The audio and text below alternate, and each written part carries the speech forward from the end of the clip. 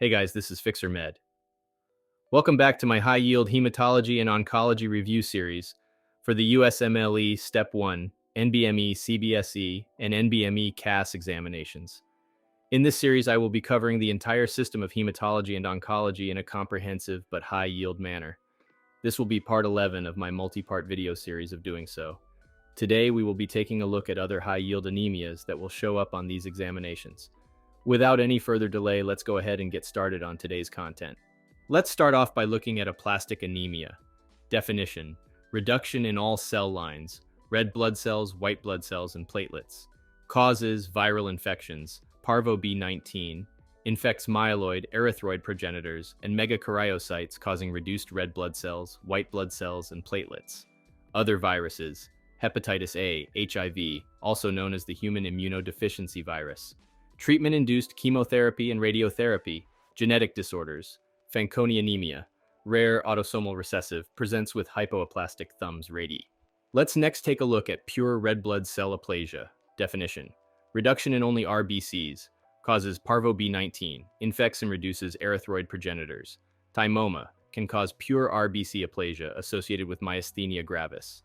Let's now take a look at summary of key points.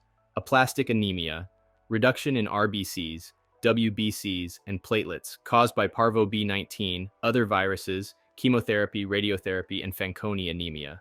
Pure RBC aplasia, specific reduction in RBCs, caused by parvo B19 and thymoma, with potential link to myasthenia gravis. Alright guys, now that we have covered all of the content, let's go ahead and take a look at some questions to review the knowledge you have gained so far. A 7-year-old boy presents to the clinic with fatigue, recurrent infections, and easy bruising. Physical examination reveals pallor, petechiae, and short stature with abnormal thumb morphology. Laboratory tests show pancytopenia with a reduction in red blood cells, white blood cells, and platelets. A bone marrow biopsy reveals hypocellularity. Which of the following is the most likely diagnosis?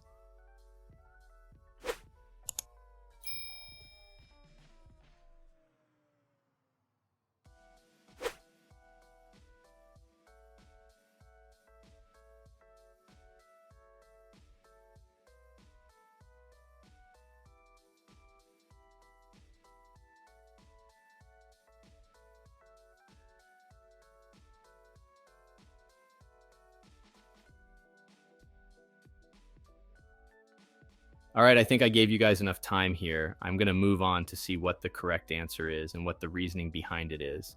If you need more time, feel free to pause the video. Otherwise, moving on now. Fanconi anemia is the most likely diagnosis given the combination of physical abnormalities, such as abnormal thumb morphology, short stature, and pancytopenia. Fanconi anemia is a rare autosomal recessive disorder characterized by bone marrow failure, leading to pancytopenia. Patients often have congenital abnormalities, such as hypo/aplastic thumbs or radii, which fits the description of the patient's presentation. Therefore, the correct answer is B, Fanconi anemia. All right, let's go ahead and see why the other answer choices are incorrect. The incorrect choices can be explained as follows. A, acute myeloid leukemia could present with pancytopenia and systemic symptoms like fatigue and infections, but it is less likely given the congenital abnormalities described. AML is typically not associated with structural abnormalities like abnormal thumb morphology. C, HIV infection can cause pancytopenia, but the presentation would more likely include a history of potential exposures and a more chronic progression of immune deficiency. It does not account for the congenital abnormalities present in this case. D, parvovirus B19. Infection can cause transient aplastic crisis and pancytopenia, particularly in patients with underlying hemolytic disorders. However, it is typically an acute condition and does not explain the congenital abnormalities or chronic presentation seen in this patient. E, vitamin B12. Deficiency can cause pancytopenia and neurological symptoms, but it is less likely in a child and does not explain the congenital abnormalities, such as the abnormal thumb morphology noted in this patient. All right, now that we have covered this question, let's move on to look at the next question. A 45-year-old woman presents to the clinic with progressive fatigue and pallor over the past few months. She has a history of generalized muscle weakness and ptosis. Physical examination reveals pale conjunctiva, but no splenomegaly or lymphadenopathy. Laboratory tests show severe anemia with normal white blood cell and platelet counts. Her hemoglobin is 7 grams per deciliter, hematocrit is 21%, and reticulocyte count is low. Which of the following is the most likely diagnosis?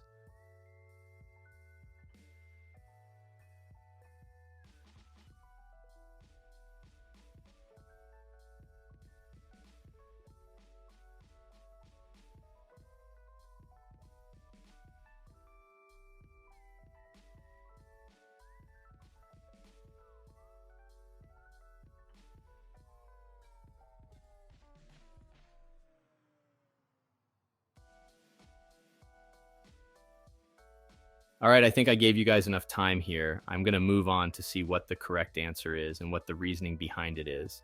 If you need more time, feel free to pause the video. Otherwise, moving on now.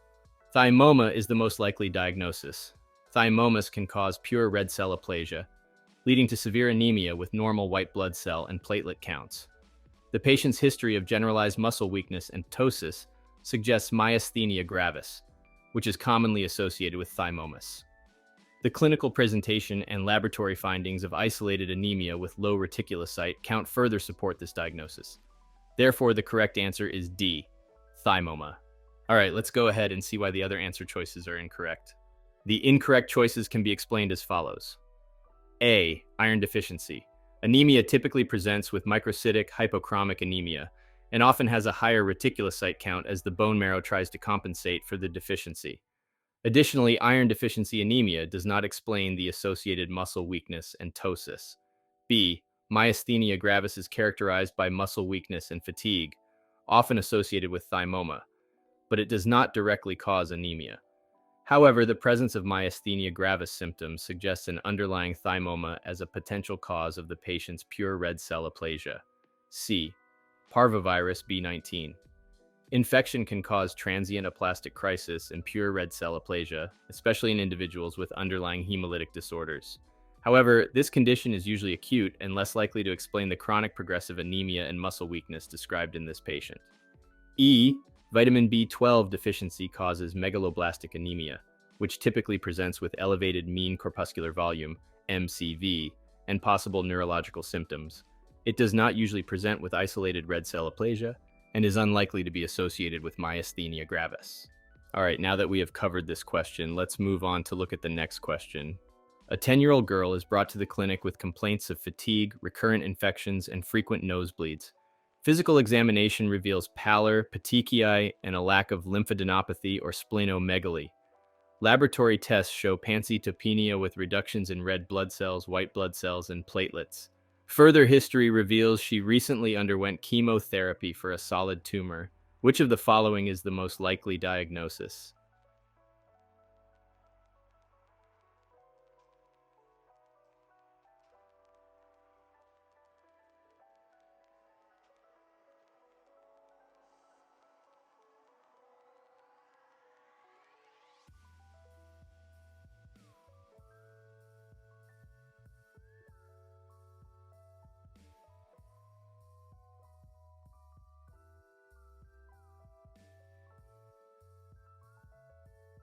All right, I think I gave you guys enough time here. I'm going to move on to see what the correct answer is and what the reasoning behind it is.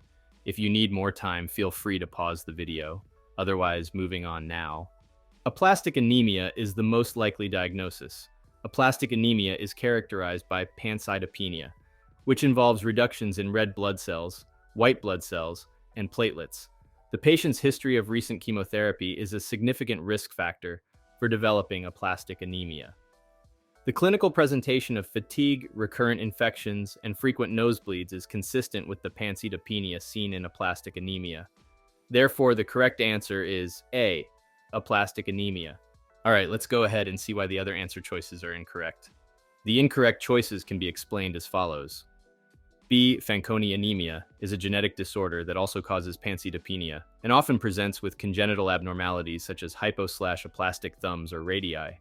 However, there is no mention of such congenital abnormalities in this patient, and the history of recent chemotherapy is more consistent with acquired aplastic anemia. C. Parvovirus. B19. Infection can cause transient aplastic crisis, especially in patients with underlying hemolytic disorders, but it typically does not cause a persistent pancytopenia in otherwise healthy individuals. It is less likely to be the cause given the history of chemotherapy. D. Thymoma is associated with pure red cell aplasia and can be linked to myasthenia gravis, but it does not typically cause a reduction in white blood cells and platelets. This diagnosis does not account for the patient's pancytopenia and recent chemotherapy history. E. Pure red cell. Aplasia specifically involves the reduction of red blood cells without affecting white blood cells and platelets. The presence of pancytopenia, reduction in all cell lines, makes this diagnosis unlikely. All right, now that we have covered this question, let's move on to look at the next question. A 16-year-old boy presents to the clinic with fatigue, pallor, and frequent nosebleeds. Physical examination shows a pale conjunctiva and petechiae. His medical history is significant for recurrent viral infections and short stature. Laboratory tests reveal severe anemia, leukopenia, and thrombocytopenia. A bone marrow biopsy shows markedly hypocellular marrow with fatty infiltration. Which of the following is the most likely diagnosis?